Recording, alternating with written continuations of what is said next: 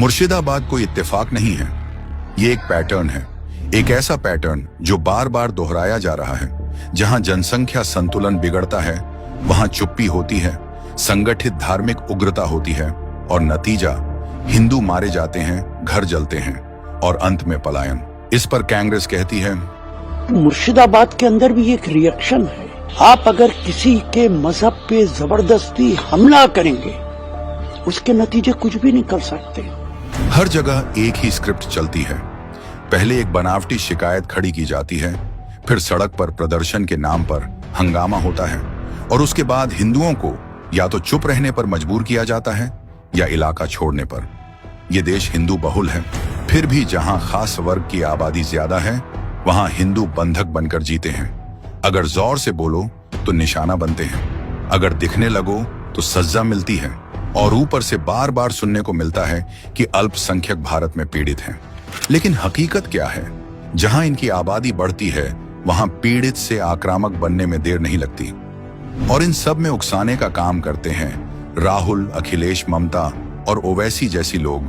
यदि हिंदू शोभा यात्रा निकालें तो पत्थरबाजी होती है, तिलक लगाओ तो विरोध होता है, संडे की छुट्टी शुक्रवार के दिन बदलने की कोशिश होती है। झारखंड इसका जीता जागता उदाहरण है।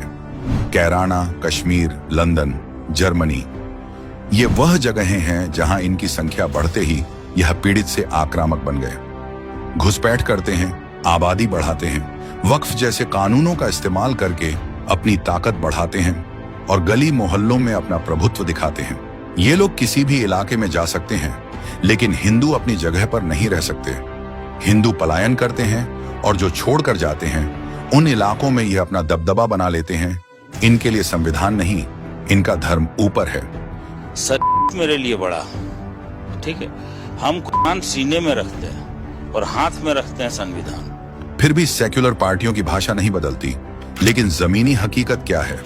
जहां इनकी संख्या कम है वहां बातें होती हैं सहिष्णुता और अधिकारों की, लेकिन जहां इनका दबदबा हो वहां चलता है गली का कानून, धार्मिक जबरदस्ती और बहुसंख्यकों को चुप कराने की कोशिश। आज धीरे धीरे हिंदुओं को एक एक इलाका खाली करवाकर पीछे हटाया जा रहा है और अगर कोई विरोध करे तो उसे असहिष्णु बता दिया जाता है। साफ कहें, हमें बिना लड़े मिटने को कहा जा रहा है।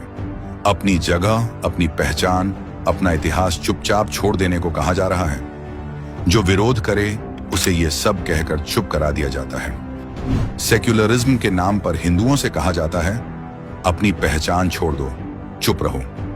कांग्रेस ने ऐसे कानून बनाए जो मंदिरों को कंट्रोल करते हैं लेकिन वक्फ को छू भी नहीं सकते।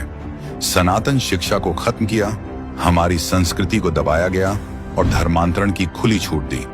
अगर अब हमें अपने अस्तित्व को बचाना है, ऐसे 100 कोल्ड सेक्युलर नेताओं को बॉयकॉट करना होगा जो इनका साथ खड़े होकर समर्थन करते हैं, इनकी व्हाइट वॉशिंग करते हैं। क्योंकि भूलिए मत, वक्फ बिल का 232 सांसदों ने विरोध किया, उसमें से 200 से ज्यादा सो कोल्ड हिंदू नेता थे।